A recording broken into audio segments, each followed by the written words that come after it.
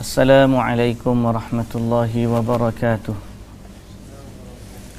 Bismillahirrahmanirrahim. Alhamdulillahi rabbil alamin. Wassalatu wassalamu ala ashrafil anbiya'i wal mursalin, nabiyyina Muhammadin wa ala alihi wa sahbihi ajma'in. Rabbi shrah li sadri wa yassir li amri wahlul 'uqdatan min lisani yafqahu qawli, amma ba'du. Puji dan syukur bagi Allah Subhanahu wa taala, selawat serta salam atas Nabi kita Muhammad sallallahu alaihi wasallam, juga atas ahli keluarga baginda, para sahabatnya dan para pengikutnya sehinggalah ke hari kiamat. Alhamdulillah, alhamdulillah, alhamdulillah. Syukur pada Allah Azza wa Jalla, pada hari ini kita dapat bertemu. Tuan-tuan, puan-puan yang dirahmati Allah, hari ini berapa Ramadan hari ini? 15 Ramadan. Separuh Ramadan dah. Ya Allah, cepatnya masa berlalu. Betul lah Allah Subhanahu wa taala kata ayyamam ma'dudat. Banyak lagi waktu kita Ramadan yang belum terisi dengan kebaikan. Mudah-mudahan Allah mentaufikkan kita. Okey. Maka salah satu daripada waktu yang kita atau kebaikan yang dapat kita isi waktu berpuasa adalah dengan menghadiri atau mengikuti majlis ilmu. Mudah-mudahan dia dikira sebagai amal salih dalam Ramadan, menghadiri majlis ilmu. Hari ini kita nak bicarakan tentang mustalah hadis, sambungan bab dhaif, hadis dhaif. Pada baru ni ada seorang pakcik datang jumpa saya. Dia mengadu tentang kat surau dia, ada orang mengajar dhaif pun Nabi bagi tahu juga. Dia kata dhaif pun Nabi bagi tahu juga. Jadi dia pun tak puas hatilah, ustaz tu cakap macam tu. Ustaz tu mengajar dekat surau, dia kata hadis dhaif pun Nabi bagi tahu juga.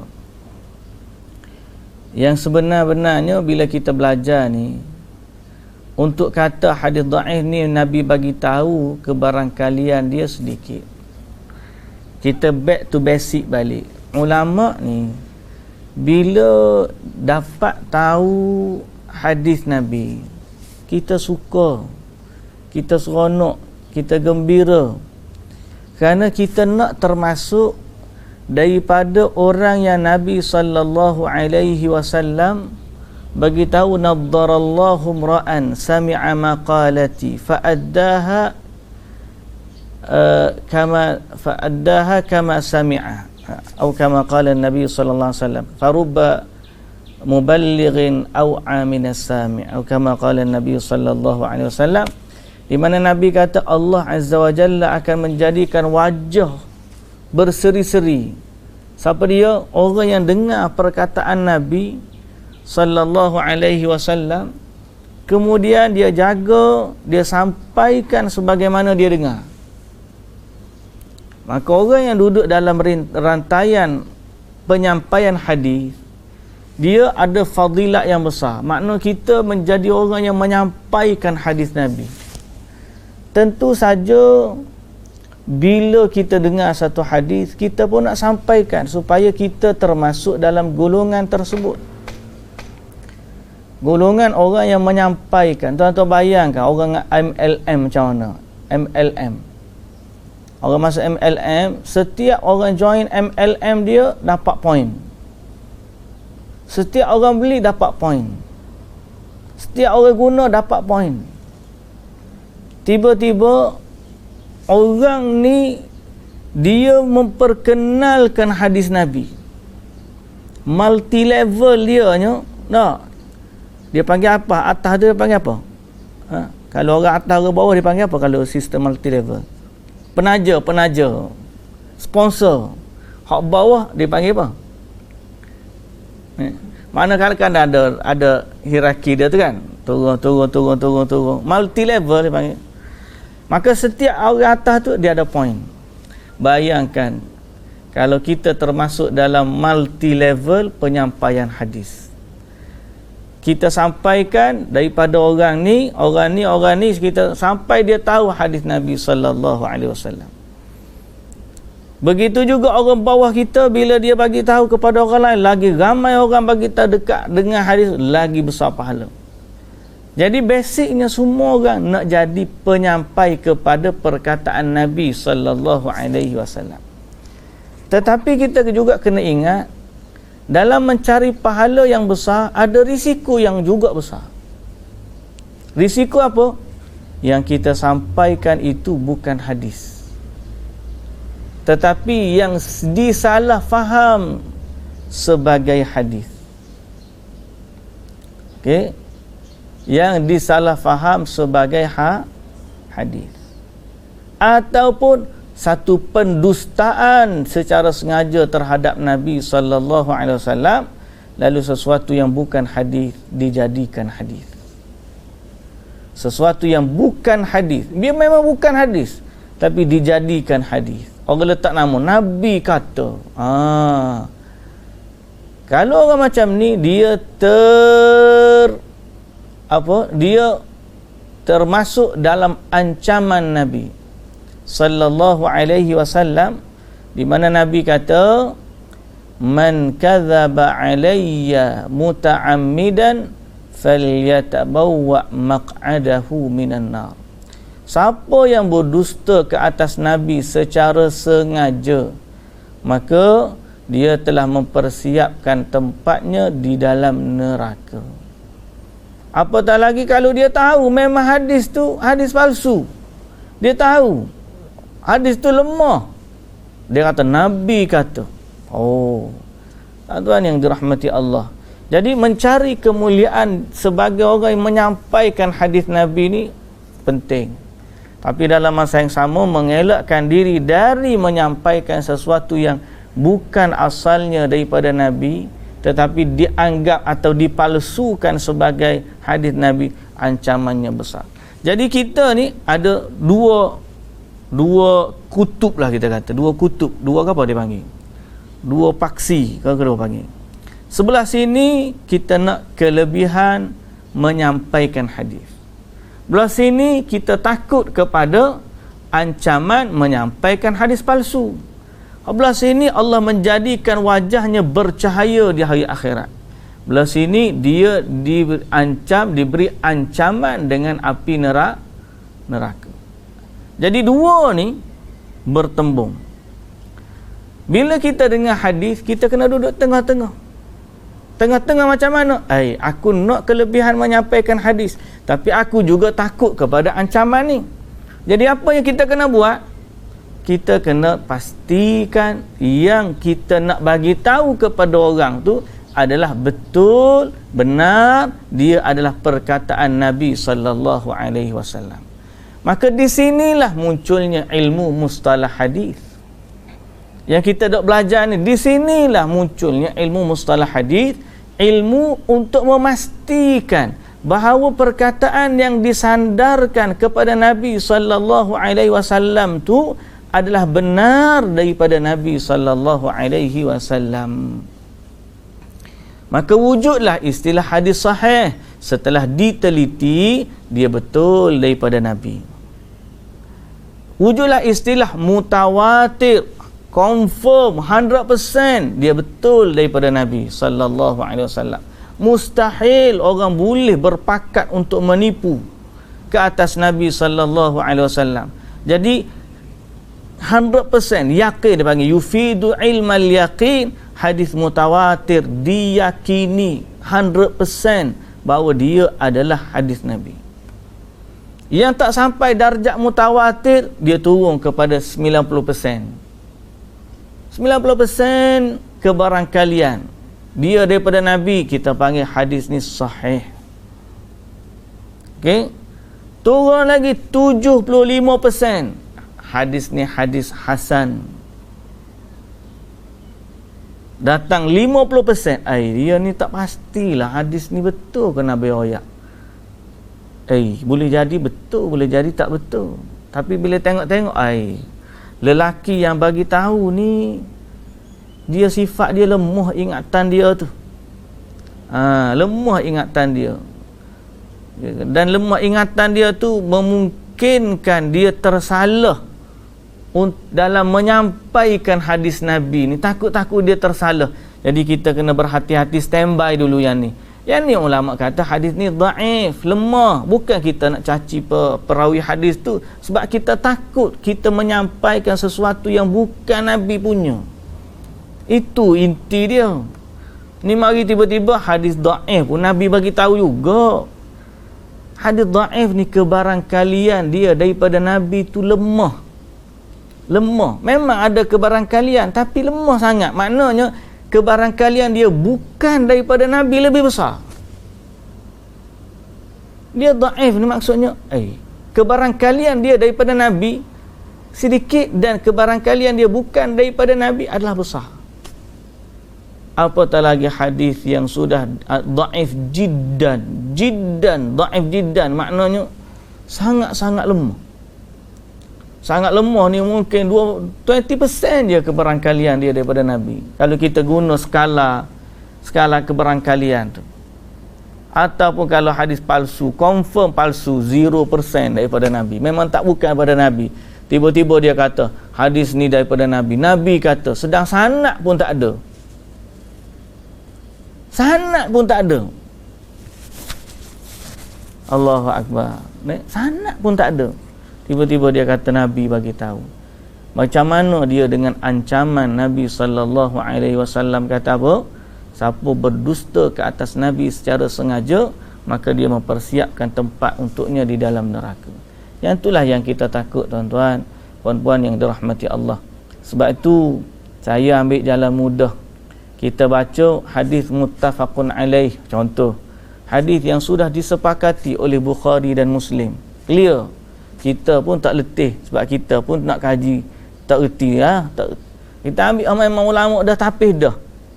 Okey, hak sahih Bukhari pula, sahih Muslim pula, yang talaqatil ummatu bil qabul, semua sekalian umat dah bersepakat apa yang diriwayatkan Bukhari dan Muslim ni sahih. Kemudian kita cari pula ulama-ulama yang boleh bantu kita. Bila ada kitab, dia tulis bawah tu hadis ni sahih, hadis ni hasan, hadis ni dhaif, supaya kita ambil jalan mudah. Kurang-kurangnya ada orang bantu. Ni tangkap muat je habis semua sekali ni. Muslimin dan muslimat yang dirahmati Allah Subhanahu wa taala. Jadi tugas kita yang mendengar besar. Lebih besar lagi ialah tugas yang menyampaikan. Para asatidzah kena hati-hati. Sampaikanlah yang benar-benar sahih daripada Nabi sebagai hadis Nabi. Tapi kalau dia bukan hadis Nabi, tiba-tiba kita kata dia hadis Nabi. Kalau kebarangkalian dia kecil, lemah, ada syarat-syarat dia kita dah nyatakan. Tapi kalau dia tak ada sanad langsung, tiba pandai-pandai kita sebut hadis kata, Nabi kata, itu adalah satu perkara yang sangat-sangat besar jenayahnya dalam syariat. Okey? Baik. Itu respon kepada soalan pak cik yang kata hadis dhaif pun Nabi bagi tahu juga. Pada ustaz dia kata. Kesian kita ke jemaah-jemaah yang nak belajar tapi datang ustaz-ustaz yang macam tu salah faham. Baik, muslimin dan muslimat yang dirahmati Allah. Jadi kalau nak tahu hadis dhaif ke hadis sahih, jangan tanya saya lah. Ulama-ulama lain lebih hebat, orang-orang yang pengkaji hadis. Kita ni hanya belajar kaedah je. Nak praktik tu, praktik dalam penuh lah. Kita buat madah takhrij. Zaman universiti dulu, ada satu madah, dipanggil, ada satu subjek kita panggil takhrij. Takhrij ni ambil satu hadis, cari selongkar semua jalan-jalan dia. Berapa jalan yang sampai kepada Nabi tentang hadis ni? 1 ke 2 ke 3 ke jalan. Cari semua jalan dia. Buka dalam kitab. Seronok juga macam ensiklopedia hadis kita buka.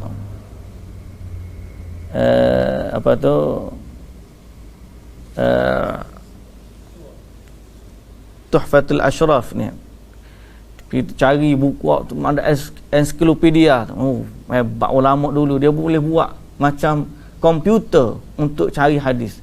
Cari je satu tarful hadis, hujung hadis, satu perkataan, tak tu dengan kitab, bukan dengan komputer, dengan kitab kita balik, kita tahu hadis ni dalam musnad, hadis ni dalam ni. Hebat tu ulama-ulama dulu, juhud dia, kesungguhan dia nak cari hadis. Jadi kalau madah takhrij tu, kita ambil satu hadis, kita kumpulkan jalan dia. Kalau ada jalan yang sahih, kita guna jalan yang sahih. Kalau tak ada jalan yang sahih, kita tengok jalan dhaif ni boleh tak memperkuatkan antara satu sama lain. Kalau tidak, dia naik sikit darjat dia jadi hasan li ghairihi. Kalau terlalu lemah apa semua sekali, maka hadis ni adalah lemah. Jadi buat kajian begitu.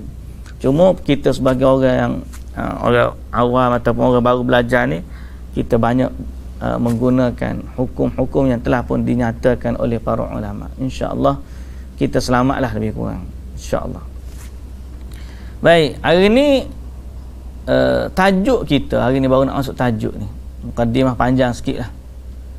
Tajuk dia ialah Al-Mudallas. Okay. Al-Mudallas. Al-Mudallas ni tajuk kecil dalam tajuk besar. Tajuk besar sebelum daripada ni, kalau kita undur balik, tajuk besar adalah sebab hadis menjadi dhaif. Okey. Sebab hadis menjadi dhaif ada dua. Pertama, putus sanad. Makna putus sanad tu tidak dinyatakan, ada keguguran pada sanad. Sebab yang kedua adalah kecatatan atau tohmahan pada perawi. Ingat lagi tak? Saya naik atas balik ni, naik atas lagi. Mu'allaq, gugur. Okey, gugur. Okey, perbahasan sebab gugur rawi. Kalau kita naik atas ni sikit lagi lah, naik lagi. Okey, ni hadis dhaif. Hadis dhaif. Perbahasan pertama bab dhaif tu sendiri. Perbahasan yang kedua adalah sebab penolakan hadis ada dua. Gugur rawi dan kedua kecaman terhadap perawi. Ingat lagi dah ni? Kecaman terhadap perawi, rawi ni lemah ke apa semua tu belum bincang lagi. Hak perbincangan kita hak atas ni, makna dalam rantaian sanad tu tiba-tiba ada seorang hilang. Ada seorang hilang, tidak disebut nama dia. Okey? Ada seorang hilang, tidak disebut nama dia. Maka sanad terputus. Yang tidak disebut nama tu kita tak tahu orang tu macam mana ke apa semua sekali. Akhirnya hadis tu jadi dhaif. Okay. Keguguran, hilang rawi. Kecaman pada rawi ni tak ada seorang pun yang gugur. Tapi dalam tu ada orang yang lemah ataupun dhaif yang menyebabkan dia jadi dhaif. So kita ni masih lagi pada perbincangan pertama. Apa dia? Sebab hadis jadi lemah adalah keguguran perawi daripada sanad. Dalam bahasa lain ialah sanadnya terputus. Okey. Sanad terputus.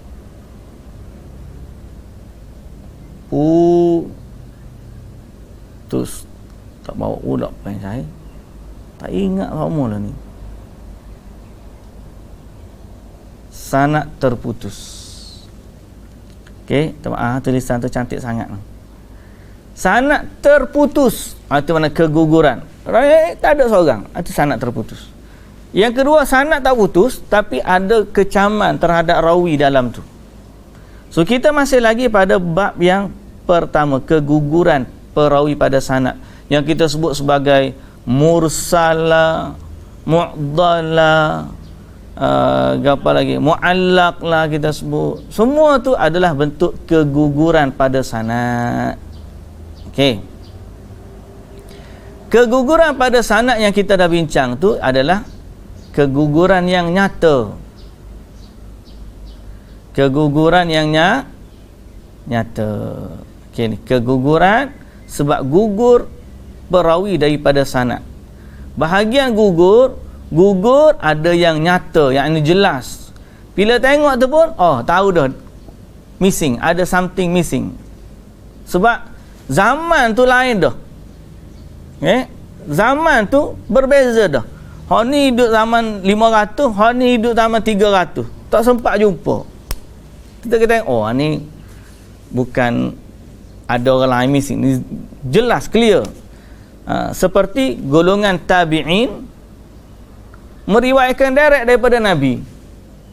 So kita tahu, clear. Dia tabi'in tak sempat jumpa Nabi. Macam mana dia boleh meriwayatkan daripada Nabi? Ada sahabat yang gugur. Kita tahu. Tabi'in meriwayatkan. Dia tabi'in. Maknanya dia tak pernah jumpa tabi'in. Dia tak pernah jumpa sahabat. Dia tabi'in. Kan 3 generasi. Sahabat, tabi'in, tabi'in. Tiba-tiba tabi'in meriwayatkan direct daripada sahabat. Of course kita nampak dia tabi'in kot. Macam mana dia boleh riwayatkan daripada sahabat? Mana kita tahu ni adalah bentuk gugur yang jelas. Yang kedua, gugur yang ni mu'allaq, mursal, mu'dal, munqati'. Yang kedua adalah gugur yang tersembunyi.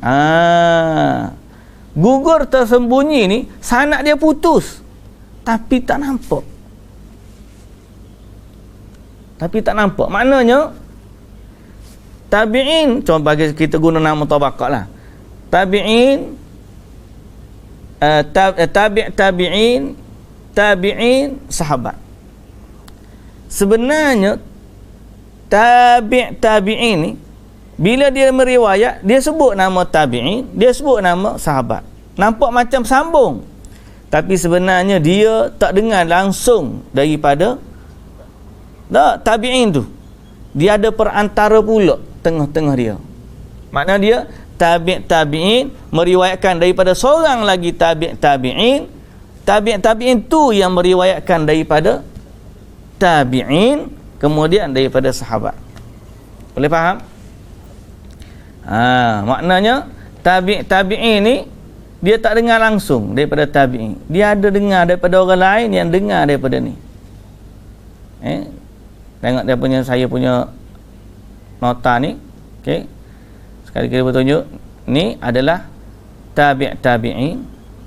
Okey, tabi'in. Ni kalau bersambung betul lah. Tapi yang kalau tersembunyi tu macam mana? Okey. Sini tabi'in juga.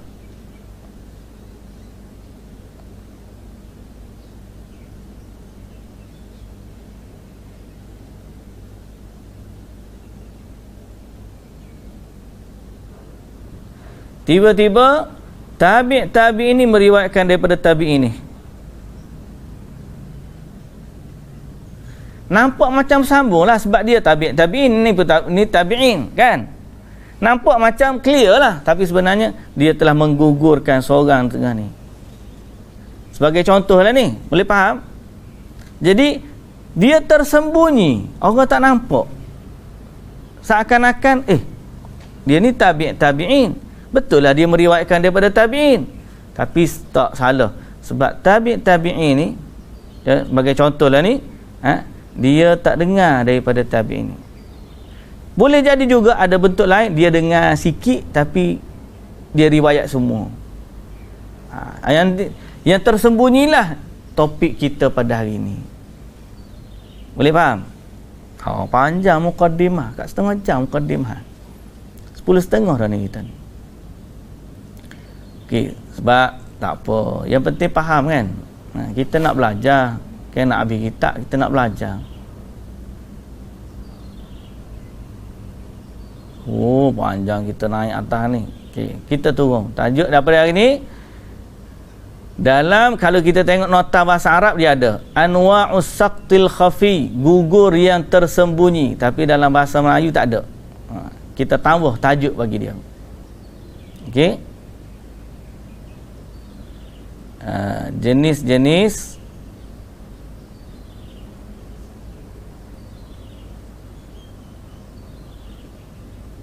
Jenis-jenis sanad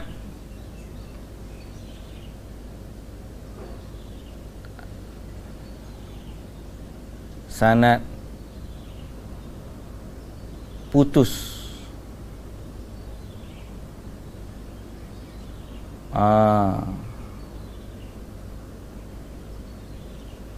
Tersembunyi. Tu maksudnya. Nak suruh faham ya ni tajuk saya buat ni.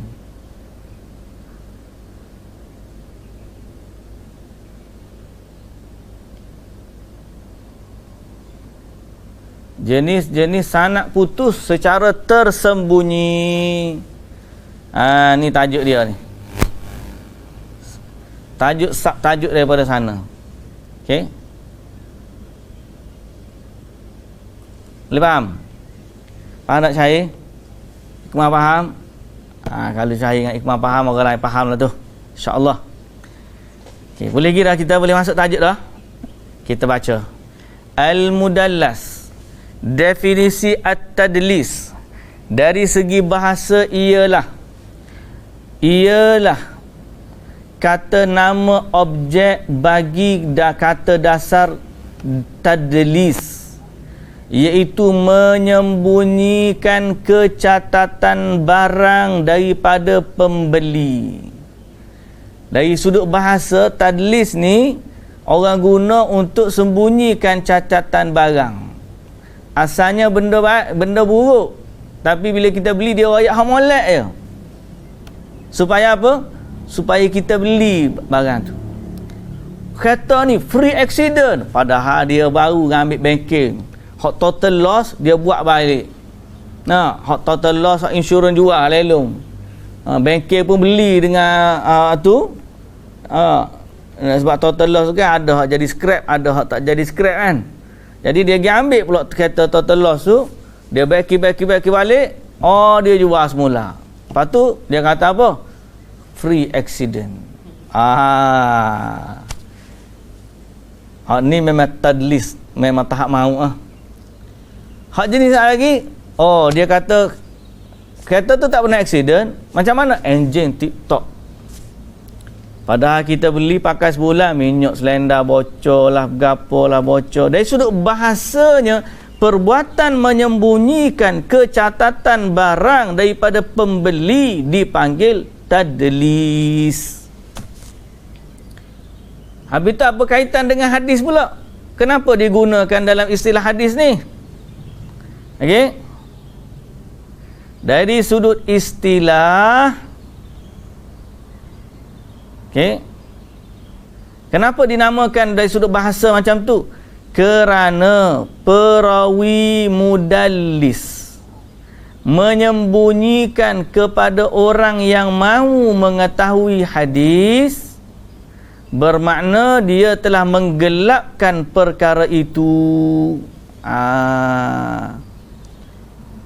Dalam istilah lagi, contoh lagi dalam istilah, menyembunyikan keaiban dalam sanad dan memperelokkan zahirnya. Ni kena ni.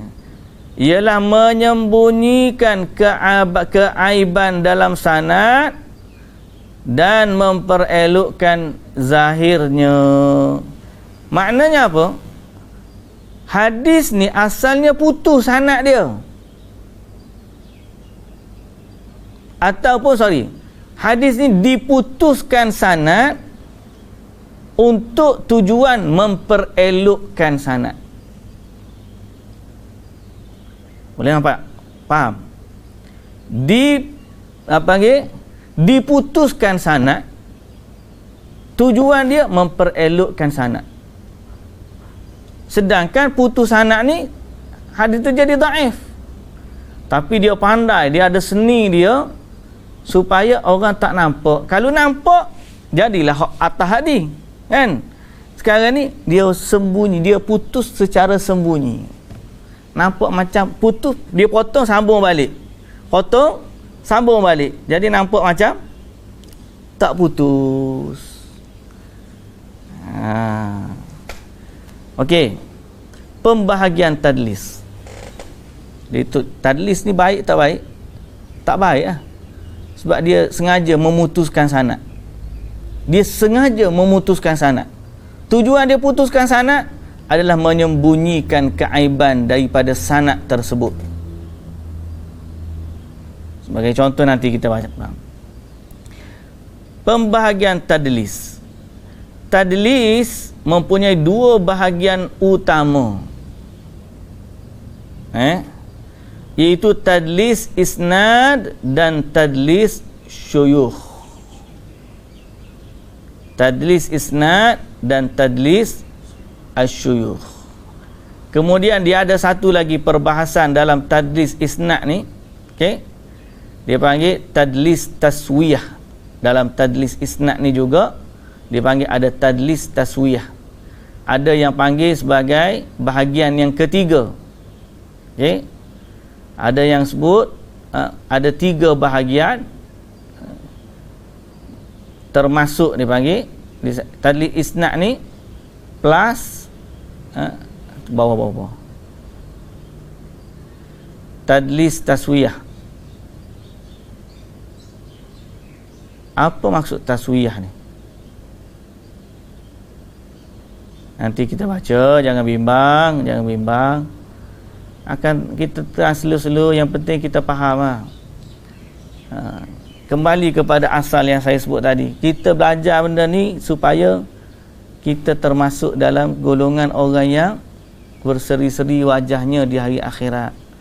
Kerana walau sekadar kita sampaikan hadis, tidaklah darjat Bukhari kita ni, tidaklah darjat Muslim, darjat Ashabus Sunan pun tak sampai, ujung kuku mereka pun tak sampai.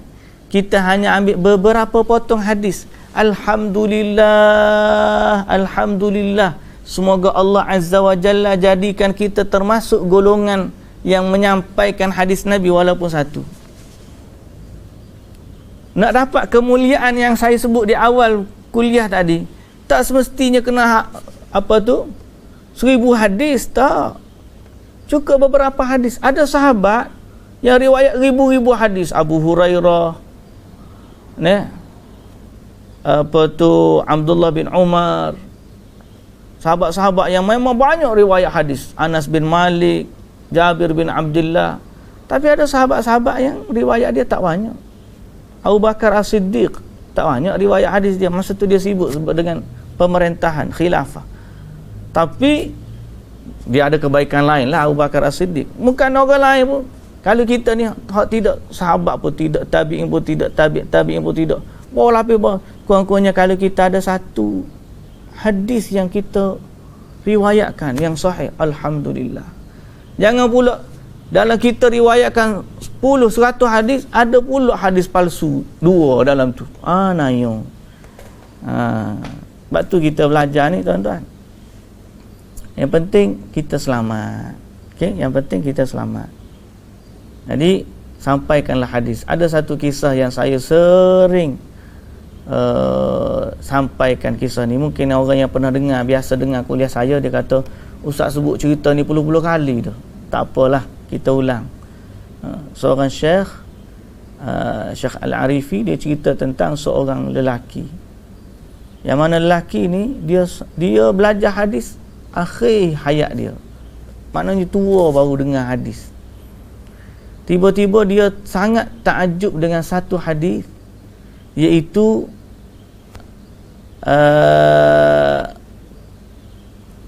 kalimatani khafifatani fi 'alal lisan, thaqilatani fil mizan, habibatani ila rahman. 2 kalimah ringan di lidah, yakni mudah sebut dia, berat dia di timbangan mizan, dan dia disukai oleh Allah Ar-Rahman. Apa dia kalimah tersebut? Subhanallahi wa bihamdihi, subhanallahil azim. Hadis sahih, ada dalam riwayat Bukhari pun. Kemudian dia sangat dia kata, macam mana kita boleh miss hadis ni? Mana dia kata setiap orang patut tahu hadis ni, bahawa Allah sangat suka 2 kalimah ni. Setiap orang patut tahu. Jadi dia ni jumpa siapa-siapa pun, itulah hadis yang dia akan sampaikan. Tak ada hal lain. Mu tahu tak 2 kalimah yang Allah paling suka? subhanallahi wa bihamdihi subhanallahil azim. Jumpa siapa pun dia akan kata hadis tu je. Akhirnya qaddarallahu ta'ala, dia akhir meninggal atau mula-mula dia pengsan, koma, masuk hospital. Waktu tengah-tengah rawat tu, tiba-tiba lama dia berbulan-bulan koma, dia celak mata sedar. Orang pakat mari belakang. Dia percelak mata tengok doktor depan dia. Dia tanya, doktor tahu tak hadis? Terlalu cintanya dia kepada hadis tu. Dia tahu tak? Doktor tahu tak hadis? Doktor terkejutlah doktornya. Apa dia? 2 kalimah yang Allah Ta'ala paling suka. Allah Ta'ala ringan di lidah, berat di timbangan mizan, dan Allah suka kalimah ni. Dia pun sebut subhanallahi wa bihamdihi subhanallahil azim, lalu dia meninggal dalam keadaan tu. Itulah kemuliaan. Tak mesti jadi banyak, sikit apa dah, tapi kalau kita ikhlas menyampaikan, mudah-mudahan Allah memberkati. Tapi dalam masa yang sama, hati-hati jangan sampai tersebar hadis palsu, kemudian orang lain ambil daripada dia, kemudian orang lain sebar pula dari jalan dia hadis palsu.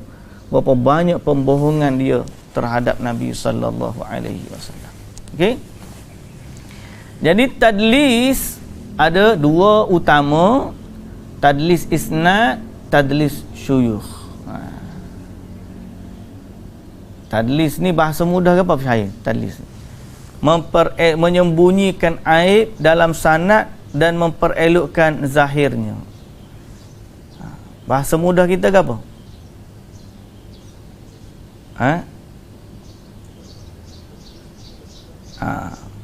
Benda yang make up.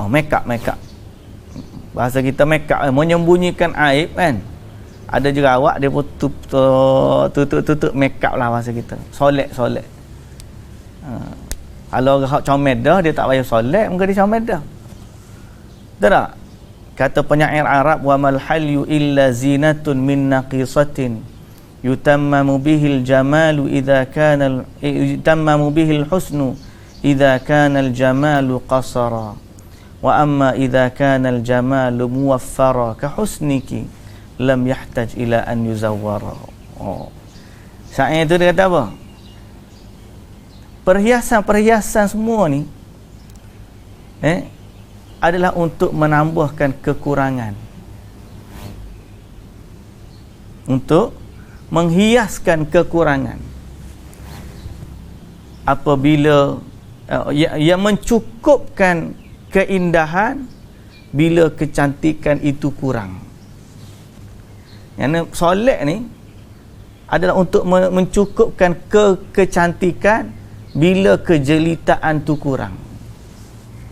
Tapi kalau dah cukup cantik dah, cantik dia. Wa amma idza kana al-jamalu muwaffara ka husniki, seperti kecantikanmu. Penyair itu katalah, lam yahtaj ila an yuzawwara, tak perlu lagi lah dia duduk apa? Fake. Buat fake ni. Filter ke bahasa kita mudah. Filter lain lah. Okay. Make up lah mula. Make up ni dia boleh berlaku dalam 2 bahagian. Pertama, dia make up sanad. Dia make up sanad. Bahasa ustaz tiba-tiba tadlis dia ubah pula. Saya bukan ubah Dia memang kita panggil tadlis, jangan jadi make up pula. Cuma saya nak suruh faham ni. Jangan pula ustaz dia mengajar ada 2 bahagian make up. Tadlis asal dia, tapi saya nak suruh faham, saya kata make up. Helah tak sama. Dia ni make up, benda tak cantik dia bagi nampak cantik. Benda yang tak cantik bagi nampak cantik, bahasa mudah kita make up lah. Tadlis ni boleh berlaku 2. Dia make up sanad biar jadi baik cantik. Asalnya sanad tu tak cantik, jadi bagi cantik. Yang kedua, tadlis syuyukh. Dia make up syekh dia. Make up syekh. Jadi syekh ni nama syekh lain, dia make up bagi nampak dalam sanad tu syekh ni bagus. Macam mana dia buat? Ni. Tadlis isnad, ulama telah memberi pelbagai definisi bagi tadlis isnad. Penulis akan memilih yang paling sahih dan paling halus mengikut pandangan penulis, iaitu ta'rif Imam Abu Ahmad bin Ammar Al-Bazzar dan Abul Hasan bin Al-Qattan. Ta'rif tersebut ialah seorang perawi meriwayatkan hadis yang tidak pernah didengari daripada perawi yang dia ada mendengar daripadanya, tanpa menyebut dengan jelas bahawa dia mendengar daripadanya. Macam mana? Seorang perawi meriwayatkan hadis yang dia tidak pernah dengar daripada rawi yang dia ada mendengar daripadanya, tanpa menyebut dengan jelas bahawa dia mendengar daripadanya. Bahaya, pening bahasa Arab ni. Okey. Sekejap, saya nak tengok yang ni.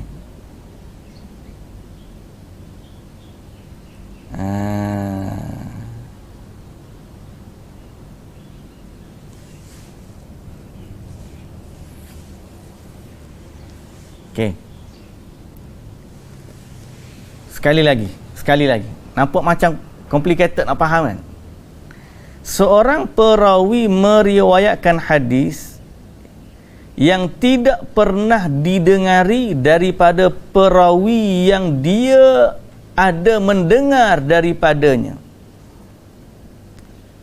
tanpa menyebut dengan jelas bahawa dia mendengar daripadanya. 3 kali dah baca ni. Faham tak lagi? Tak faham kena hurai. Huraian ta'rif. Maksud ta'rif ini ialah tadlis isnad ialah seorang perawi telah meriwayatkan beberapa hadis dari seorang syekh. Okey, dia dengar daripada syekh ni beberapa hadis. Okey, tetapi hadis yang ditadliskannya itu, yang dimekapkannya itu, dia tidak dengar sendiri daripada syekh tersebut. Jadi sebenarnya dia dengar daripada syekh lain daripada syekh yang pertama. Faham tak ni? Okey, lukis faham lah, kena lukis. Okey, saya lukis. Draw dia tulis, draw. Kita guna warna jelas sikit, warna biru lah. Okey, ni syekh.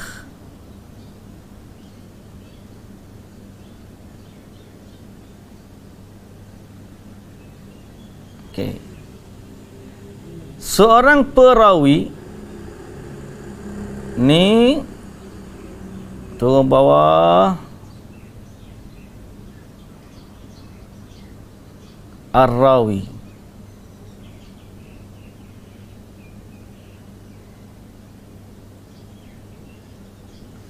Seorang perawi telah meriwayatkan beberapa hadis daripada seorang syekh yang dia pernah mendengar daripadanya.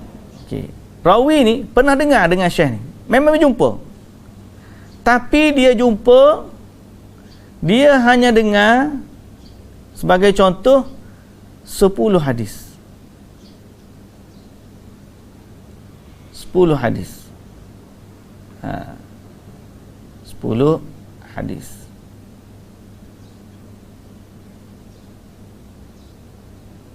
Okey. Masa dia jumpa dengan syekh ni, dia pun dengar 10 hadis. Syekh ni kata hadis pertama macam ni. Contohnya, dia ngaji kitab hadis 40 tu, dia dengar hadis 10 lah. Lepas tu dia berbalik. Tak mari dah majlis tu. Okey. Dia bukan jumpa kitab ni tak. Dia belajar 10 hadis. Zaman dulu tak ada kitab ni. Dia jumpa hadis tu, Syekh tu baca 40 hadis dalam majlis tu. Tapi dia pergi hari pertama, dia dengar 10 hadis. Lepas tu dia balik. Okey, dia berbalik. Kemudian Syekh ni duduk lagi mengajar 3 hari lagi, cukup 40 hadis. Dia pergi hari pertama je. Tapi dia meriwayatkan kepada orang, semua dia riwayatkan 40 hadis.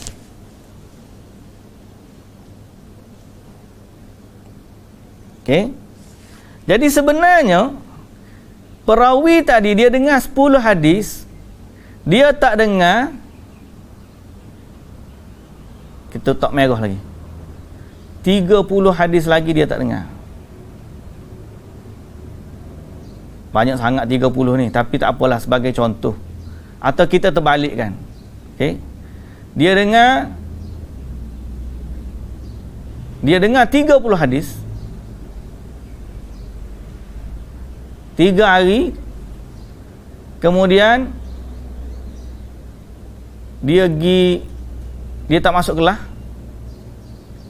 Hari tu dia ponteng. 10 hadis dia tak dengar. Tapi lelaki ni, rawi ni, telah meriwayatkan 40 hadis daripada syekh dia. Sedangkan hadis 10 ni dia tak dengar pun daripada syekh.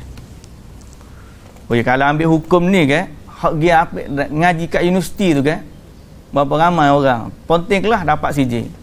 Dia tak dengar pun. Saya belajar dengan ustaz tu dulu. Ni dia kata. Betul ke awak kata? Betul tak? Ustaz tu kata, awak tak ada dalam majlis tu, saya ingat awak tak mari. Kalau hak jenis ngaji, kelas tak wajib, pergi kelas tidur je. Cukup masa nak periksa, ngaji belajar pula dengan Syekh Melayu. Lepas tu claim, saya dulu belajar universiti dapat CJ. Tadlis tak? Tadlis lah. Contoh lah tu. Jadi dah nampak dah, faham dah tadlis ni apa? Kena lukis juga baru dia faham. Maksud tarif, kita baca sekali lagi. Maksud tarif ini ialah tadlis isnad ialah seorang perawi telah meriwayatkan beberapa hadis dari seorang syekh yang dia pernah mendengar daripadanya. Okey. Hadis 30 tadi memang dia betul dengar. Tetapi hadis yang ditadliskannya itu, ada 10 lagi tadi, dia tidak mendengar sendiri daripada syekh tersebut. Sebenarnya dia meriwayatkannya dari syekh lain daripada syekh yang pertama tadi. Rupa-rupanya dia dengar daripada orang lain. Dia tanya kawan dia, hadis apa hari ni baca? Jadi hak sini maknanya 10 hadis ni ada seorang lagi nama duduk sini,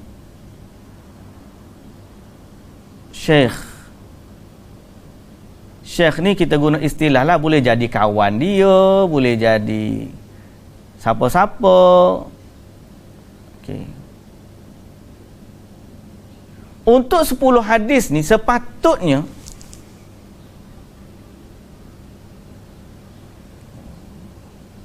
rawi ni, kalau dia riwayat 30 hadis tadi secara langsung daripada syekh ni, tak ada masalah. Tapi untuk 10 hadis ni, dia buat riwayat secara langsung juga. Warna biru ni. Sedangkan sepatutnya yang dia kena buat ialah rawi ni meriwayatkan daripada syekh ni, kemudian dia riwayat daripada syekh ni. Okey. 3 warna kita ada. Kalau rawi ni riwayat hadis 30 secara langsung kepada syekh dia, clear, tak ada masalah sebab memang dia dengar pun hadis tu 30. Kalau dia riwayatkan 10 hadis tadi, dia sebut nama syekh dia. Aku dengar daripada syekh A, yang ada syekh A ni kita panggil syekh A lah. Syekh A. Mana biru tadi? Okey. Ni Syekh A. Syekh Alif. Ni Syekh Ba. Syekh Ba. B, A dengan B itu sebenarnya. Kalau dalam riwayat dia kata, hadis untuk 15 hadis ni, aku dengar Syekh B meriwayatkan daripada Syekh A. Syekh ni pun baru ayat sanad dia. Sampailah kepada Nabi sallallahu alaihi wasallam. Okey. Atas ni maknanya ada lagi lah guru dia ni dengar daripada guru dia dengar daripada sampai kepada Nabi sallallahu alaihi wasallam. Okey. Jadi apa yang berlaku? Tadlis ni apa? Dia telah menggugurkan syekh tersebut, lalu meriwayatkan dengan lafaz yang diandaikan dia mendengar sendiri, seperti dia telah berkata atau daripada. Apa yang berlaku tadlis ni? Dia gugurkan Syekh B ni. Dia riwayat secara langsung untuk 10 hadis dia. Hadis 30 ni tak ada masalah. Hadis yang 10 hadis ni dia riwayat secara langsung daripada Syekh A, padahal hadis ni dia dengar daripada Syekh B. Jadi jalan biru ni kita panggil tadlis. Kenapa Ustaz dia buat macam tu? Dan kenapa tak boleh? Jawapan dia, kenapa tak boleh? Sebab untuk 10 hadis ni kita kena tahu apa status B ni. Boleh jadi hak dia tanya tu, kawan tu lemah ingatan. Syekh ni memang thiqah, tapi kawan dia ni lemah ingatan. Jadi mungkin kawan dia ni boleh meriwayatkan secara salah. Sebab tu tadlis ni tidak dibenarkan. Okey?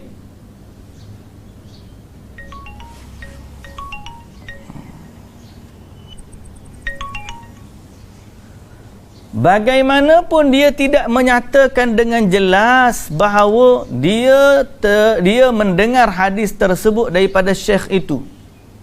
Tapi cara dia sebut, cara dia riwayat, dia tak kata aku mendengar daripada syekh. Tak. Dia kata syekh tu berkata. Ataupun dia kata daripada syekh A. Dia tak akan guna perkataan aku mendengar syekh berkata. Hak sini dia boleh bagi tahu. Hak jalur hijau, aku dengar, rawi kata aku dengar Syekh A berkata. Aku dengar Syekh A berkata. Dia boleh kata macam tu. Tapi jalan ni dia tak guna kata. Dia kata Syekh A berkata. Terus dia kata. Dia tak sebut aku dengar. Dan dia punya kata daripada Syekh A. Okey. Dengan sebab itu dia tidak berkata saya mendengar, telah menceritakan kepada saya, supaya dia tidak menjadi seorang pendusta besar. Kalau dia tiba-tiba jalan jalur merah ni, dia kata aku mendengar Syekh A berkata. Dia kata begitu pada riwayatnya yang 10 tadi. Maka dia akan jatuh lagi darjat dia kepada pendusta. Jadi ahli hadis dia takut kalau orang label pendusta, tak ada orang nak ambil hadis daripada dia. Dan semua riwayat dia daif. Rugilah. Kita nak dapat kelebihan tadi. Tiba-tiba, bila orang kata, tak usah ambillah hadis daripada dia, orang tu lemah, daif. Maka gugurlah kita daripada rantaian sanad yang menyebabkan kita dapat pahala apabila orang baca hadis. Sebab tu ulama hadis, orang-orang ngaji hadis, walaupun dia mudallis, dia tak akan berdusta atas Nabi, atas dalam sanad ni. Dia tak akan dusta atas sanad. Sebab apa? Kalau dia dusta, orang tahu dia dusta, dia akan jatuh lagi darjat dia kepada pendusta. Saat itu tak ada orang akan pakai hadis dia. Detail dah ulama hadis buat kerja. Dan sebab tu kita kata, seseorang bila dengar hadis, jangan main-main je dhaif pun Nabi bagi tahu juga. Tak. Betul. Dan orang yang belajar ilmu hadis, bila kita kata dhaif, kita bukan cela dia, kata dia tak ada guna. Tak. kita hanya menilai dari sudut riwayat dia. Riwayat dia kita tak boleh ambil. Tapi kalau dia pendusta, waktu ulama setengah kata dajjal dia ni, pendusta atas nama Nabi. Tu memang tahap lain lah. Kalau setakat kita kata lemah dia, lemah tu bukan celaan kita kata dia ni orang jahat, tak. Lemah ingatan dalam meriwayatkan hadis. Okey? Lemah ingatan dia dalam, ataupun sikap-sikap dia menunjukkan hadis yang dia bawa tu tak kuat sangat. Jadi ulama perawi ni sangat takut kena label pendusta. Dia tak akan buat, walaupun dia buat tadlis, dia tak akan guna perkataan saya mendengar. Dia boleh guna pada 30 hadis yang betul dia dengar, tapi dia tak akan guna pada yang 10 lagi. Cuma dia buang je nama Syekh B ni, dia kata Syekh A berkata. Daripada Syekh A, dia tak akan kata saya mendengar Syekh A kata. Sebab apa? Kalau dia sebut macam tu, level dia akan jatuh kepada pendusta. Masa tu tak adalah nilai dia di sisi ulama hadis. Okey. Orang kita ni, orang gelar pendusta pun main-main lagi. Penglipu lara pun main-main lagi. Sebab kita tidak hidup zaman tu. Perbezaan antara tadlis isnad dan irsal al-khafi. Setelah mengemukakan ta'rifnya, Abul Hasan Al-Qattani berkata, perbezaan di antara tadlis isnad dan irsal khafi ialah perawinya adalah daripada orang yang tidak pernah mendengar hadis daripadanya. Ringkasnya al-mursil, al-khafi dan al-mudallis meriwayatkan daripada hadis syekh yang tidak pernah didengari daripada syekh itu dengan lafaz yang memungkinkan, memberi kemungkinan dia mendengar. Tapi mudallis ada juga mendengar beberapa hadis lain daripada hadis yang tertulis dan bla bla bla. Cuma dia hanya hidup zaman tu.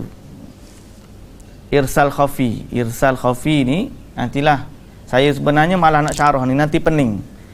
Okey, walaupun dalam buku ni ada. Okey, hanya kita hold dulu, nanti dulu kan. Tunggu. Kita highlightkan dia dulu sekejap. Warna apa nak bagi warna dia? Warna merah kesian sangat. Hijau lah. Hijau kuning, cahaya bagus, kedah. Yang ni kemudian jangan baca lagi. Nanti kita, bila kita sampai bab irsal khafi, baru kita kembali kepada hadis. Okey. Contoh kepada tadlis. Contoh kepada tadlis. Kena tulis ni, takut orang ingat contoh kepada irsal khafi. Contoh tadlis.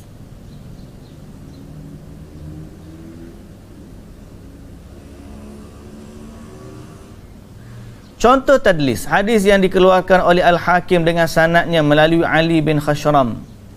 Ali bin Khashram berkata, qala lana Ibnu Uyainah, berkata Ibnu Uyainah, Sufyan Ibnu Uyainah, aniz Zuhri, dari Az-Zuhri. Faqila lahu, sami'tahu minaz Zuhri? Qala la, wala mimman sami'ahu minaz Zuhri. Haddathani Abdul Razak an Ma'mar aniz Zuhri. Ali bin Khashram berkata, Ibnu Uyainah berkata kepada kami daripada Az-Zuhri. Dia cerita hadis. Okey, dia berkata kepada kami, 2 titik sini. 2 titik. Nampak 2 titik? Tak nampak lah. Tak nampak, kita kena tulis atas. 2 titik di sini. Berkata kepada kami, 2 titik. Okey. Maknanya perkataan Ibnu Uyainah apa? Daripada Az-Zuhri. Ini perkataan dia, pengikat kata. Jadi Ali bin Khashram dia kata, satu hari Ibnu Uyainah berkata kepada kami. Waktu dia kata daripada Az-Zuhri. Lalu beliau ditanya, adakah kamu mendengar betul sendiri daripada Az-Zuhri? Okey. Ada tanda soal sini. Adakah anda bertanya daripada kamu dengar sendiri daripada Zuhri tak? Jawab Ibnu Uyainah, tidak. Aku tak dengar daripada Zuhri. Dan aku juga tak dengar daripada orang yang dengar daripada Zuhri. Yang sebenarnya ialah Abdul Razak telah menceritakan kepadaku daripada Ma'mar, daripada Az-Zuhri. Nampak? Dia telah menggugurkan dua orang daripada sanad dia. Sebab asalnya, okey, sini Ibnu Uyainah. Lukis lagi.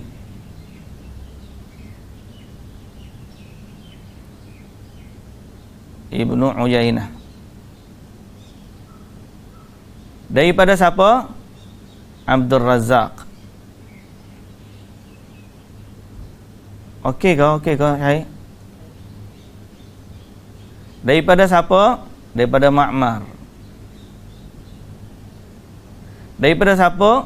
Barulah daripada Az-Zuhri.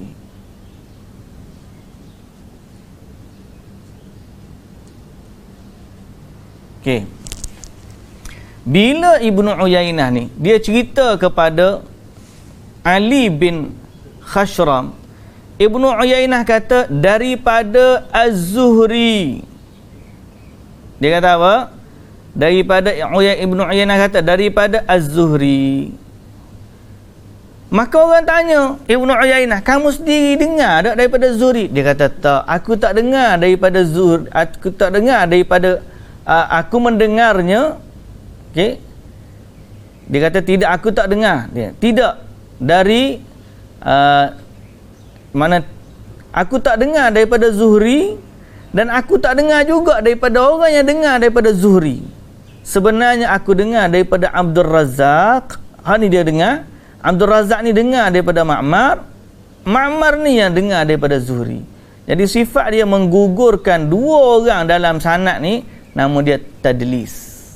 Sebab apa nama dia tadlis? Sebab Ibnu Uyainah ni memang ada dengar beberapa hadis daripada Az-Zuhri. Kalau dia tak dengar langsung, yang tu nama dia irsalul khafi. Tu nanti kita bincang pun ya. Okey, boleh faham? Nampak dah ni? Nampak dah?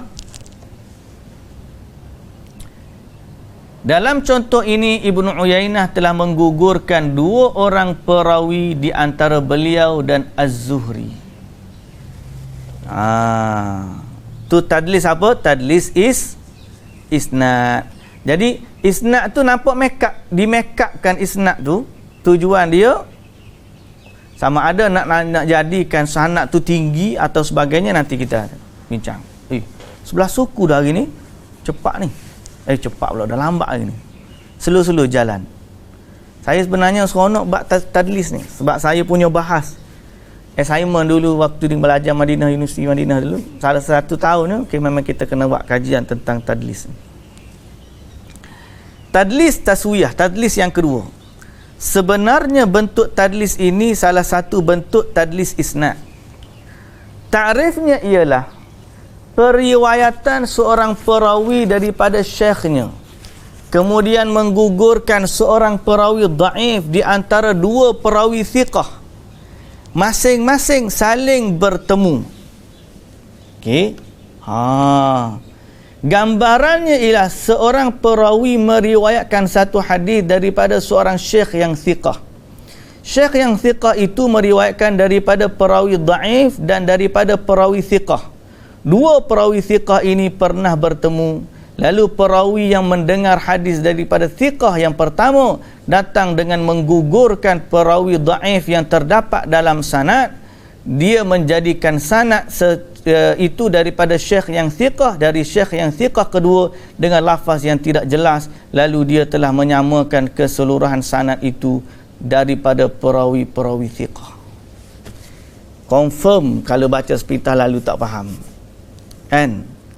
Okey, tadlis taswiyah pula, make-up taswiyah. Tadi make-up sanad, ni make-up taswiyah. Taswiyah ni termasuk dalam sanad juga. Cuma dia buat macam mana? Okey. Lukis lukis. Nak lukis Lukis Ada seorang rawi, ar-rawi. Seorang rawi. Okey. Sini ar-rawi. Rawi ni dia meriwayatkan daripada syekh. Syekh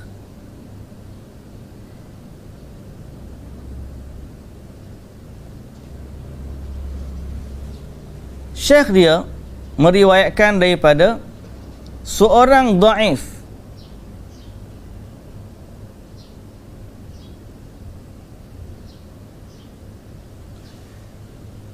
Di mana syekh dia ni, orang dhaif ni, dia meriwayatkan daripada syekh lagi. Syekh alif lah kita kata. Hak atas ni kita guna syekh alif. Syekh A. Ni syekh B. Okey. Nampak? Ni jalur sanad yang hadis ni. Atas ni hadis. Okey. Ni jalur sanad dia. Rawi ni dia meriwayatkan daripada seorang syekh, riwayat daripada seorang dhaif, riwayat daripada syekh, kemudian sampai kepada hadis. Apa dia buat? Okey. Dalam keadaan biasa, sanad ni apa hukum dia? Apa hukum dia? Lemah sebab ada seorang rawi dhaif, jadi hadis ni akan lemah Okey. Tapi syekh ni bagus. Syekh ni thiqah.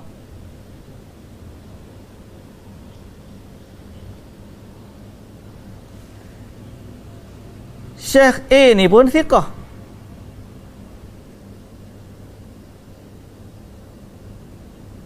Syekh B thiqah, Syekh A thiqah, dan kedua ni pernah bertemu.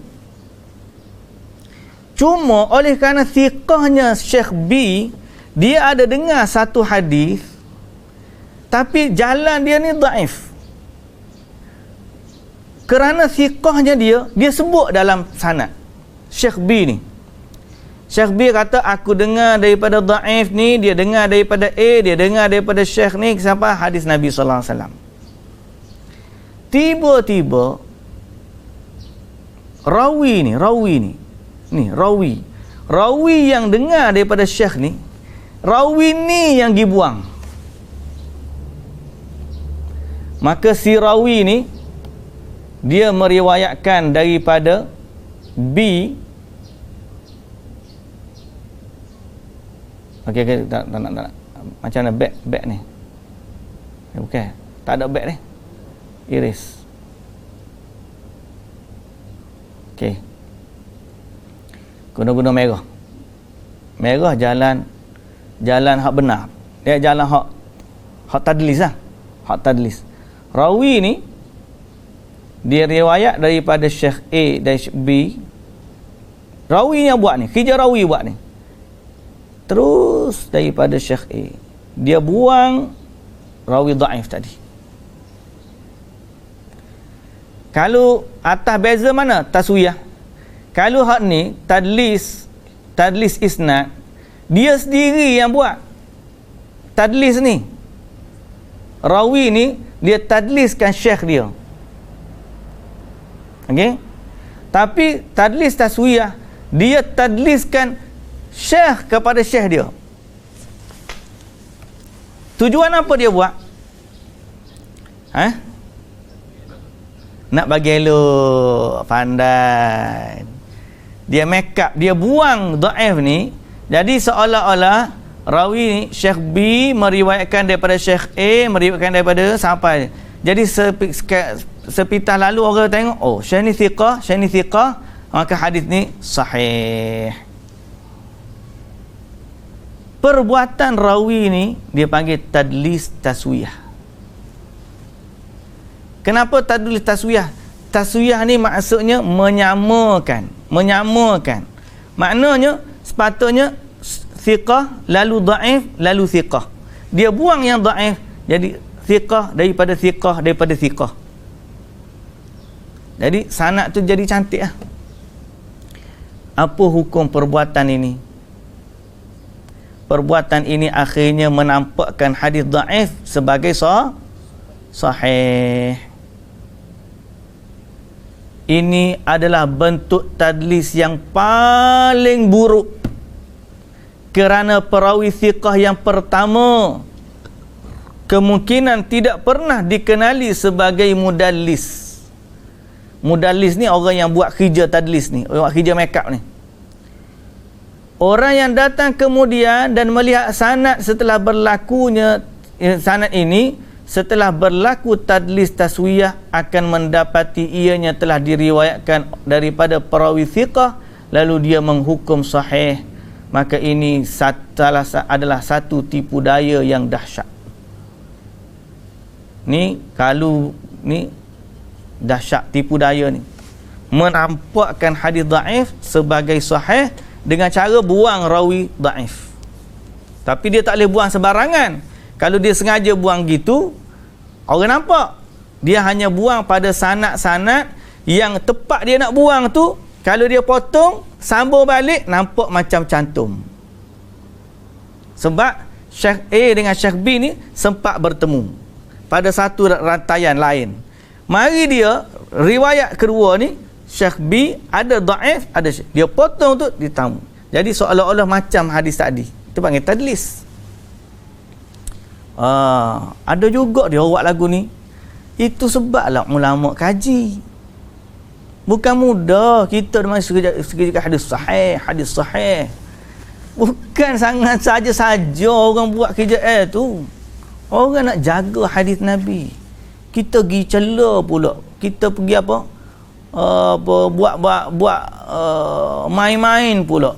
Orang yang nak jaga hadis Nabi. Sikit-sikit hadis dhaif, sikit-sikit hadis dhaif. Mereka sebenarnya nak jaga hadis Nabi.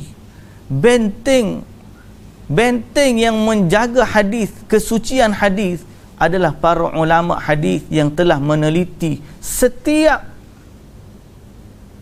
lapis perjalanan hadis nak sampai kepada kita. Jasa mereka sangat besar. Sebab tu bila kita duduk dalam rantaian ni, kalau kita tak ada lah, kita tak akan, nama kita tak akan ada dalam sanad Sahih Bukhari, mustahil lah. Tapi kalau kita menjadi orang yang menyampaikan Sahih Bukhari kepada orang Allah, zaman dulu betapa agungnya hidup zaman ni, dia boleh tercatat dalam rantaian tu. Kita boleh lagi tercatat dalam rantaian buku tulisan ni. Mungkin Ustaz Usni kata dia mengajar, saya dengar Ustaz Hashimi sebut, adalah pahala kita sikit. Atau saya dengar dalam satu kuliah Ustaz Usni sebut, dapatlah dia pahala. Ataupun Ustaz Khalid Basalamah, kita meriwayatkan dia, dapatlah pahala. Alhamdulillah. Okay. Orang yang terkenal melakukan tadlis, antara orang terkenal melakukan tadlis, nama dia Baqiyah bin Al-Walid. Sehingga Abu Mushir kata hadis-hadis Baqiyah tidaklah bersih, maka hendaklah anda berwaspada.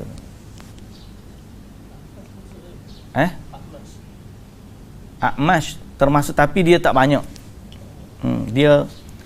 Dia bukanlah orang yang dikenal sebagai senantiasa melakukan tadlis. Ada yang ulama-ulama besar yang macam dia tak adilah. Macam Ibnu Uyainah dengan Sufyan Ibnu Uyainah dengan Az-Zuhri, orang besar, tapi nasib baik orang tanya dia pun kata, tak, aku sebenarnya dengar daripada ni. Maknanya perbuatan dia mungkin sebab masa tu dia nak sampaikan tanpa melihat dia nak ringkaskan sanad. Jadi ada beberapa sebab lah, nanti kita bincang. Baik,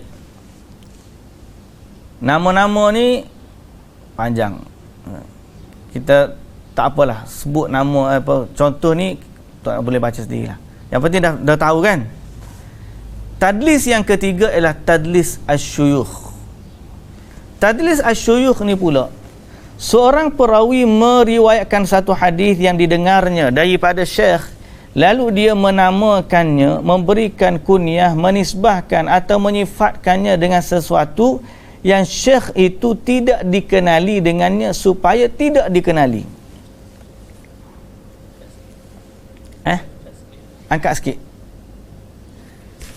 Tadlis asyuyukh ialah seorang perawi meriwayatkan satu hadis daripada syekh, lalu dia menamakan syekh itu, cuma dia memberi nama kunyah. Tak apa kunyah, bukan kunyah ya, kunyah. Apa maksud kunyah? Gelaran. Abu contohnya Abu Abdurrahman, Abu Abdullah, Abu Muhammad, Abu Talhah, dan menisbahkannya atau menyifatkannya dengan sesuatu yang syekh itu tidak dikenali supaya tidak dikenali. Okey, lukis lagi. Ar-rawi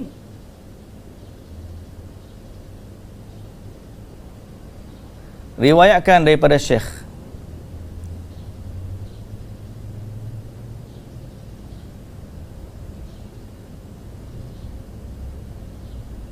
Syekh ni dhaif. Boleh jadilah contohlah syekh ni dhaif. Bagi contoh.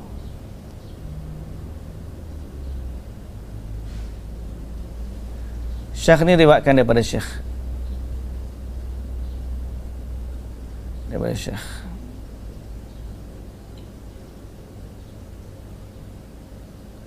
Syekh ni thiqah.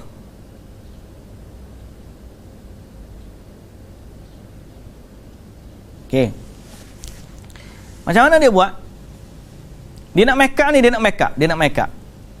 Dia tak guna jalan macam tadi. Sebab dia ni orang yang takut sikit lah nak menggugurkan rawi. Yang dia buat ialah, waktu dia sebut nama syekh ni, dia sebut dengan nama gelaran, bukan nama sebenar. Supaya orang tak boleh detect syekh ni sebenarnya dhaif. Ataupun mungkin ada orang teringat nama syekh lain yang sama-sama orang ingat syekh tu, sebenarnya syekh sini. Jadi menampakkan syekh dia ni jadi orang yang tidak dikenali. Dia tak akan tipu ayat syekh tu betul. Pasal ulama hadis dia tak akan tipu. Cuma dia guna helah. Yang ni betul kalau saya kata helah. Helah ni digunakan untuk nampakkan sanad tu cantik. Okay? Jadi dia sebut nama syekh dia letak nama gelaran.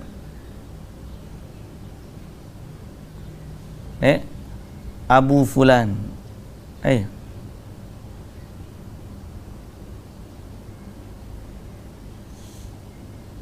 Mana apa nak tulis? Warna biru.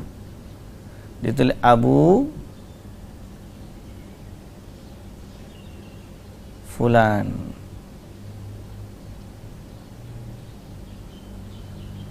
Dia sebut nama begitu ya. Jadi orang lain pula kena cari. Dia dengar daripada siapa sebenarnya? Orang tak kenal ni. Okay. Hukum tadlis. Jadi ada 3 ni. Tadi boleh faham? Tadlis isnad, make up sanad. Tadlis taswiyah, dia menyamakan sanad dengan meletakkan, membuang orang dhaif jadi sambung thiqah dengan thiqah. Tadlis syuyukh adalah tadlis di mana dia tukar nama syekh dia supaya syekh dia jadi orang yang tidak dikenali atau jadi orang lain, something orang lain. Hukum tadlis isnad hukumnya sangat makruh, sangat dibenci lah. Bukan hukum makruh dia suruh hukum fiqh ni dah. Sangat makruh, yakni dibenci.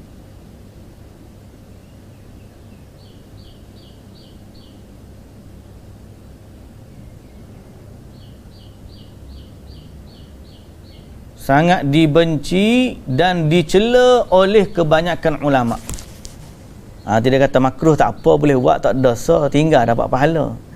Bukan makruh hukum 5 dia dah. Bukan makruh hukum taklif ni. Namakan dia ambil makruh tu hukum makruh. Sepatutnya kalau penterjemah ni dia meraihkan kefahaman masyarakat, dia tak guna kalimah makruh ni. Walaupun kita asal dia sebut makruh. Okey. Tapi makruh tersebut bukan hukum 5. Hukum tadlis fa makruhun jiddan. Makruhun jiddan. Makruh di sini bukan makruh hukum 5. Hukum 5 apa dia? Buat tak dosa, tinggal dapat pahala. Tu makruh. Tapi di sini bukan makruh tu. Makruh ni ulama hadis sangat benci kepada perbuatan tadlis. Dan dia dicela oleh kebanyakan ulama. Syu'bah adalah salah seorang ulama yang keras dalam mencela tadlis, sehingga ada beberapa celaan daripada beliau. Antaranya dia kata tadlis ni saudaranya dusta. Saudaranya dusta. Saudara berdusta, faham salah tu. Kalimah tu kadang-kadang kita kena ra'i bahasa Melayu kan. Tadlis ni adalah saudaranya dusta. Maknanya adik-beradik bohong. Tadlis dengan bohong ni adik-beradik lah. Boleh faham? Itu kata Syu'bah. Maknanya dia, orang yang buat tadlis ni sama dengan pendusta. Walaupun macam kita kata tadi, rawi atas tak tadi kan? Rawi tadi kan? Kita sebut lelaki ni, dia takut untuk gugurkan sanad. Ingat lagi tak? Dia takut, dia kata kalau dia kalau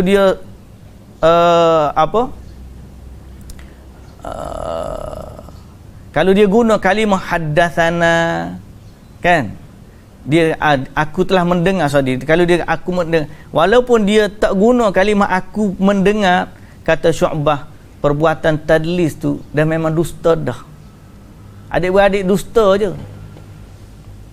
Okey. Manakala hukum tadlis taswiyah lebih makruh lagi, lebih dibenci lagi daripada isnad tadi, sehingga Al-Iraqi berkata ia mencacatkan orang yang sengaja melakukannya. Okey, innahu qadihun man ta'ammada fi'lahu. Siapa yang sengaja buat tadlis taswiyah, maka orang ni telah cacat dalam dunia periwayatan hadis. Tadlis syuyukh pula hukumnya dibenci, makruh dibencilah, lebih ringan daripada tadlis isnad kerana dia tidak menggugurkan siapa.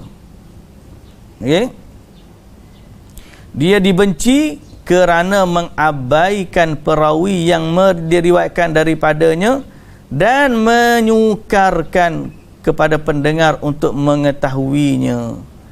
Jadi keadaan makruh berbeza mengikut tujuan tadlis itu. Makruh di sini dibenci, bukan makruh hukum 5. Baik. Makruh hukum 5 buat tadlis tak dosa lah. Tadlis tak dosa kalau gitu. Sedangkan perbuatan dia tu berat kesalahan dia dalam hadis. Makruhun jiddan. Mana ada dalam hukum 5 makruh jiddan? Ada? Ni kalau kita tengok ni, hukumul isnad fa makruhun jiddan. Ada tak dalam hukum 5 makruh jiddan? Tak ada. Ni pun kita dah tahu dah bahawa perkataan makruh jiddan ni bukan makruh hukum 5. Wajib, sunat, haram, makruh, harus, bukan tu. Makruh di sini menunjukkan perbuatan ini sangat dibenci oleh ulama hadis. Yalah, macam tak uci warna sebab dia telah merosakkan rantaian sanad kan. Sebab-sebab yang menyebabkan tadlis. Kenapa orang buat tadlis? Pertama, sebab-sebab berlakunya tadlis asyuyukh. Tadlis syuyukh nombor 3 tadi, guna nama lain. Pertama, sebab syekh tu dhaif. Kalau dia sebut dalam sanad, nampaklah dhaif dia. Jadi dia tak nak sebut nama guru dia, dia sebut gelaran guru dia. Yang kedua, syekh itu berusia lanjut sehingga sekumpulan perawi yang lain juga mendengar hadis daripadanya selain dari perawi yang melakukan tadlis.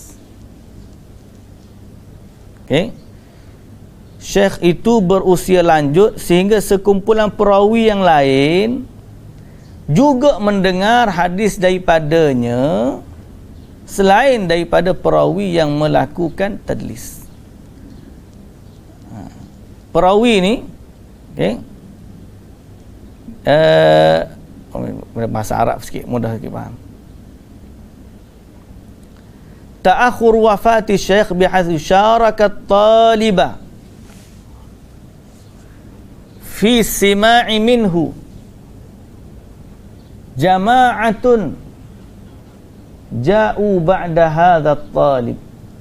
Syekh tu panjang umur sehingga orang lain pun meriwayatkan secara direct daripada syekh tu. Ramai ambil. Jadi orang tadi dia ambil dengan orang lain. Tapi syekh ni panjang umur, dia dengar pula daripada orang lain pula.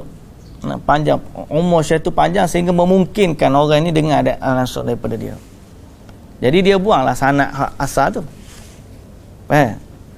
Dia dengar A, B, C. Tapi C ni panjang umur sehingga ada orang lain pula dengar. Jadi ni tadlis asyuyukh. Dia pun tukarlah nama tok guru dia. Sebab apa? Sebab dia tak nak kalah dengan rawi lain. Ni faham ni? Faham? Ginilah. Okey. Ikmal tak jumpa dengan ustaz. Ikmal jumpa dengan Syahir. Okey. Ikmal tak jumpa ustaz, jumpa Syahir, Syahir jumpa dengan ustaz. Jadi dalam hadis riwayat Ikmal kata, Ikmal ambil daripada Syahir, ambil daripada ustaz. Tiba-tiba ustaz ni panjang umur. Ada budak muda lagi daripada Ikmal. Dia ngaji direct dengan ustaz. Dia kata, aku dengar daripada ustaz. Ikmal ada orang tengah. Jadi Ikmal macam mana? Budak tu dia dengar direct daripada syekh. Padahal dia budak. Aku dengar daripada lain. Buanglah nama syekh aku ni supaya aku nampak direct daripada tu. Ataupun supaya nampak syekh aku ni orang lain. Itu. Ta'akhur wafati syekh. Panjang umur syekh ni. Yang ketiga, sebab syekh ni terlalu muda sehingga muridnya lebih tua daripada dia. Jadi anak murid hak tua ni, takkanlah aku nak riwayat daripada orang muda. Dia pun tadliskan tok guru dia. Supaya nampak dia ambil sama hebat, sama level. Yang keempat, terlalu banyak periwayatan daripada beliau, oleh itu perawi yang melakukan tadlis ini tidak mahu menyebutkan nama gurunya dengan satu cara. Boleh jadi macam ni, sebab terlalu banyak riwayat-riwayat, akhir sekali dia sebut nama guru dia, kadang-kadang dia guna nama betul, kadang-kadang dia guna nama gelaran. Tapi orang tahu belakang ni adalah tok guru dia. Cuma orang kebelakangan tu bila tahu, ni siapa? Tujuan tadlis isnad, tadlis syuyukh ni paling ringan sekali sebab dia tak gugurkan kan. Dia tak gugurkan, cuma dia tukar nama je. Tadlis isnad gugur. Dia buang terus nama. Okey. Tujuan tadlis isnad pertama untuk mewahamkan sanad tu tinggi. Mana tinggi daripada 4 orang jadi 3 orang. Tabi'in ambil daripada tabi'in, ambil daripada sahabat, daripada Nabi. Tiba-tiba dia ambil tabi'in, ambil daripada tabi'in yang lain. Kemudian ambil daripada tabi'in ambil daripada tabi'in lain, ambil daripada tabi'in, ambil daripada sahabat. Jadi ada 4 orang, dia buang seorang, jadilah nampak sanad tu tinggi. Yang kedua, terlepas satu bahagian hadis daripada syekh yang dia mendengar lagi padanya. Macam tadilah 10 hadis tu dia tak pergi, sakit perut ke, onting, dia pun terlepas 10 tu, tapi dia bantai riwayat jugalah. Yang ketiga, tujuan buang sebab syekh tu dhaif. Ni taswiyah kan, ni hadis taswiyah, tadlis taswiyah ni dia buang sebab dhaif, takut sanad tu jadi lemah. Kemudian syekh tu berusia lanjut sehingga sekumpulan perawi lain juga mendengar hadis daripadanya selain daripada perawi yang melakukan tadlis. Sama juga. Okey. Orang dengar direct daripada guru dia. Syekh berusia lanjut sehingga sekumpulan perawi yang lain juga mendengar hadis daripadanya. Selain daripada perawi yang melakukan tadlis. Yang kelima, syekh itu muda sehingga muridnya itu lebih tua daripadanya. Sama macam tadi juga.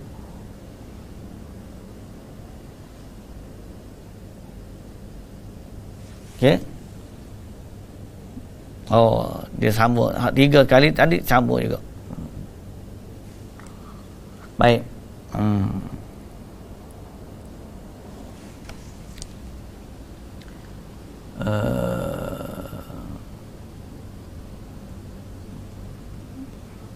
Tiga sebab mengapa tercelanya perawi tadlis. Jadi orang yang buat tadlis ni dicela. Sebab apa?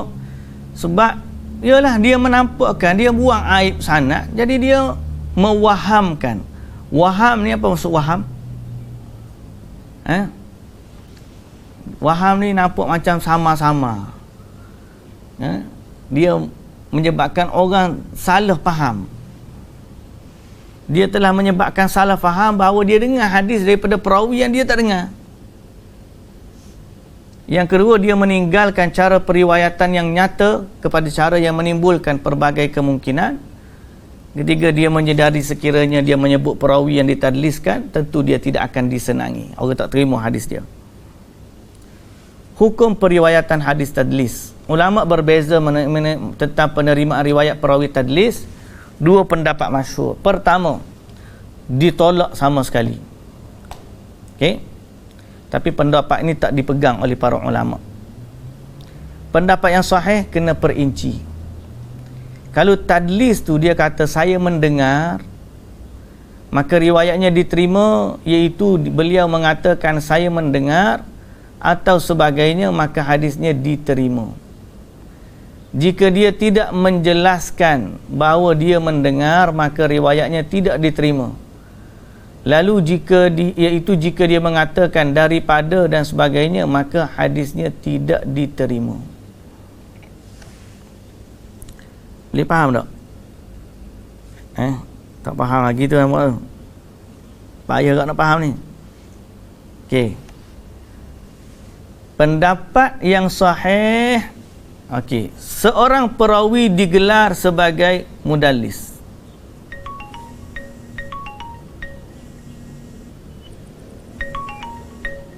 Siapa pula call ni? Bentar. Hello, Assalamualaikum. Salam. Okey. Ada anda dekat surau tepi ni? Tengah kuliah? Dekat surau. Ya. Okey. Salam. Saya bantuan Ramadan siapa tu? Betul kan? Baik. Bagaimana tadlis dapat daripada mudallis? Mudallis ni syekh kan?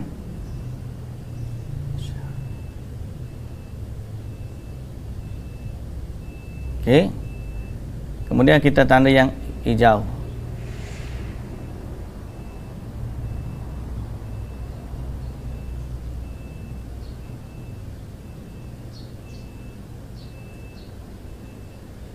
Okey. Apa hukum periwayatan mudallis yang sama ni? Mudallis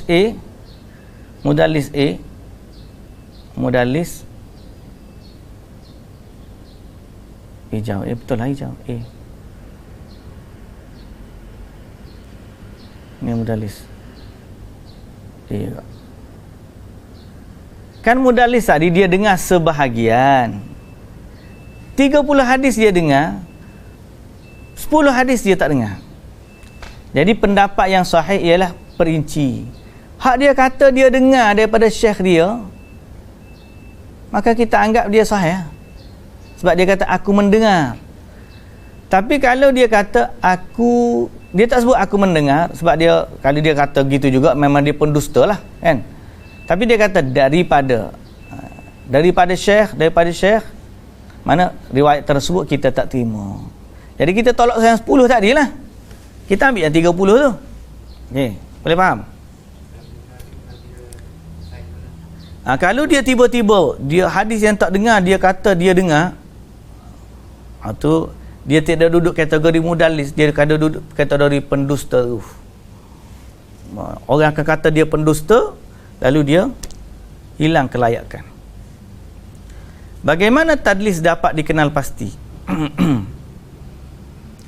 Tadlis dapat dikenal pasti dua perkara.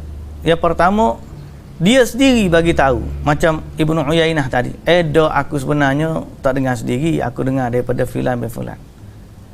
Yang kedua, keterangan mana-mana imam dalam bidang ini berdasarkan kepada pengetahuan yang diperolehi melalui kajian dan penyelidikan. Okay. Kitab yang terkenal tentang tadlis dan perawi mudallis, kitab yang masyhur 3 buah kitab, itulah pertama, 3 buah kitab yang ditulis oleh Al-Khatib Al-Baghdadi, satu kitab tentang senarai mudallis, Tabyin li Asma'il Mudallisin, dan 2 buah lagi tentang bentuk-bentuk tadlis. Kemudian Burhanuddin Al-Halabi, Tabyin li Asma'il Mudallisin. Kemudian Al-Hafiz Ibn Hajar, Ta'rif Ahli Taqdis bimaratibil mausufina bit tadlis. Okey, habislah kitab kita tadlis kita. Alhamdulillah, tamat. Okay. Jadi kelas hari ni alhamdulillah tamat di sini. Cerita tadlis ya hari ni. PQDM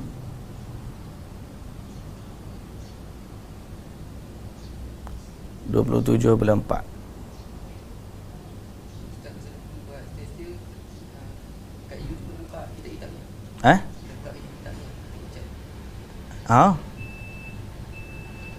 Ani Ustaz buka ni ada dah. Siri ke berapa kita? Siri dulu siri 8, ni siri 9.